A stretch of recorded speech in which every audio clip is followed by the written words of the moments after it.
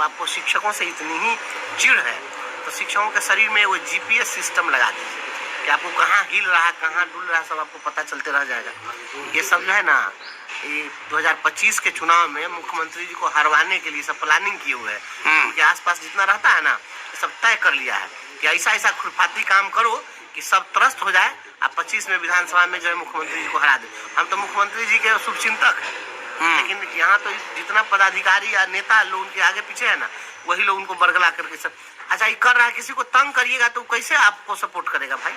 ये तो सामान्य सी बात है।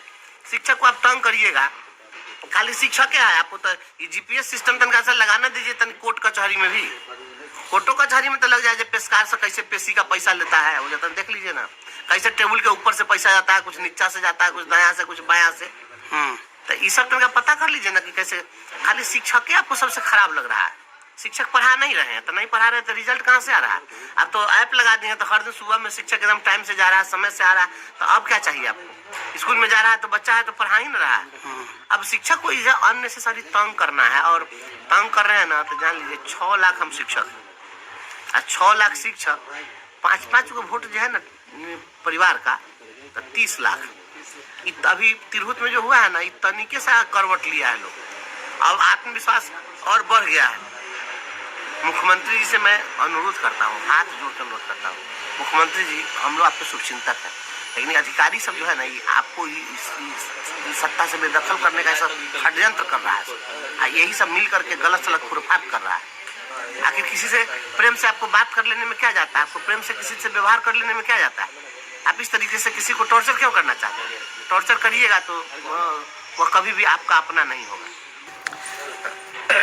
हमारा मुख्य फोकस शिक्षा पर ही रहा है, और बच्चों से मैं बहुत प्रेम करता हूँ, बहुत स्नेह मेरा रहा बच्चों से। जो शिक्षाविद है टॉप के, मैं इंडिया लेवल के जितने भी एजुकेशन के फील्ड में काम करने वाले लोग हैं, ऐसे लोगों के साथ बैठूंगा, बात करूंगा, सभी से बात होगी, और बात करके हम लोग कार्य योजना बनाएंगे। या मैं एक एमएलसी के रूप में आप नहीं देखिए, एमएलसी तो एक समझिए सिस्टम है।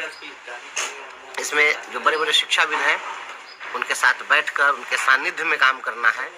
जो सामाजिक कार्यकर्ता हैं बड़े बड़े, उन सभी लोगों के साथ बैठना है, बहुत सारे क्षेत्र में काम करना है। और यह सामान्य राजनीति नहीं होगी।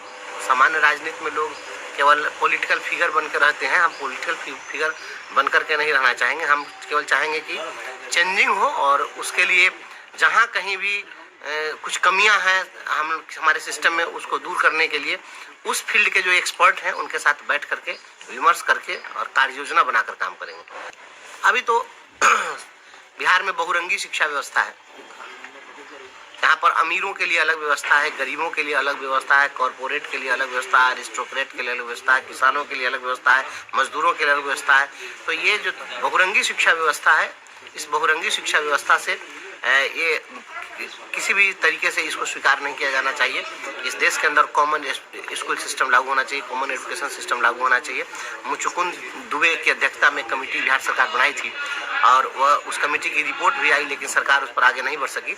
हम माननीय मुख्यमंत्री जी से व्यक्तिगत रूप से इसके लिए पहल भी करेंगे। समय आएगा कि जब आपने स्वयं इस दिशा में कदम बढ़ाया था तो उसको वहीं पर रोकना नहीं चाहिए था।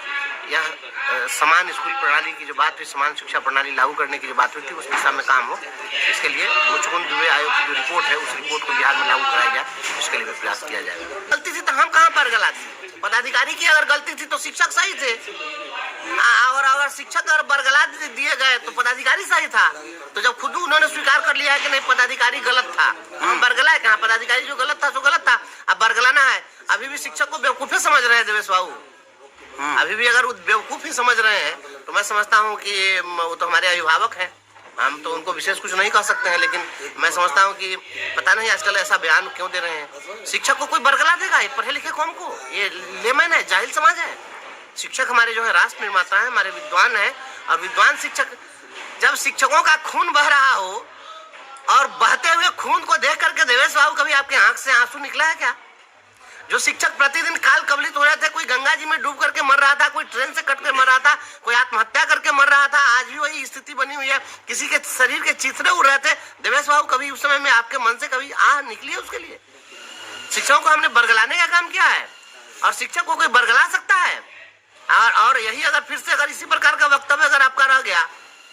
तब तो शिक्षक समाज फिर आपके लिए भी सोचे। जो है हमारे आदरणीय नीतीश कुमार जी, ये व्यक्तिगत रूप से माननीय मुख्यमंत्री जी पता नहीं कैसे कैसे लोगों से घिरे हुए, केवल इनको गलत सलाह लोग देता रहता है और इसी कारण से ये सब चीज हो रहा है और दूसरी कोई बात नहीं है।